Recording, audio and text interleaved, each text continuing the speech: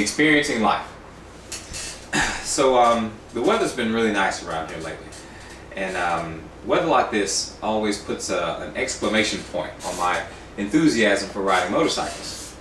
So I was going to ride the other day. This is yesterday. I was going to ride my bike, and I thought I hadn't checked my tire pressure in a while, so perhaps I would go ahead and do that.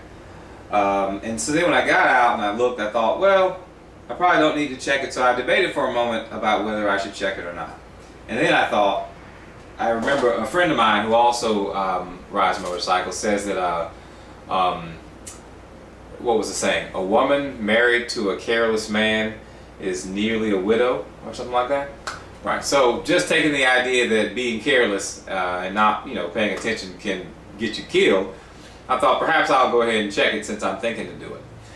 All right. So that was going to take an extra 5 or 10 minutes to do. So I had gone about doing that. While I was pumping up the tires, I was thinking about that movie I had just recently seen, the Benjamin Button movie. Not to give it away or talk about it in detail too much. There's just this one part where he goes through a sequence of events where if any one thing had changed or altered or been different, then the end result in this particular case would have also been different. So it was just bringing attention to that. And there are plenty of movies that do this. Sliding Doors is another one. There are movies that are on this theme. If one little thing had been different, then very other things could have happened. And so it is interesting, and it fascinates our imagination to think about what could have happened. But then I began to think, well, what about the exact opposite though, which is what actually does happen as a result of just a little bit off. So it took me about 5 minutes to finish getting my tires to the pressure that I wanted, or at least checking them all. Checking 2 of them and making sure they were.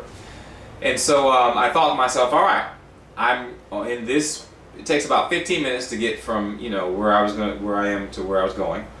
And so I was thinking, over this next 15 minutes, as I'm driving along, had I done this 5 minutes earlier, there'll be things that I wouldn't see. So let me pay attention to the things that I am seeing as a result of being here now. And that's what I would think the whole time. Now, this can be I would like for you and encourage you to try this yourself, but you might not want to do it and drive. It just kind of depends on you. So you might need to ride with somebody or something like that. But not permanent fixtures, not buildings, not signs, not things that I would have seen 5 minutes, but things that I could have only seen because I left that 5 minutes later.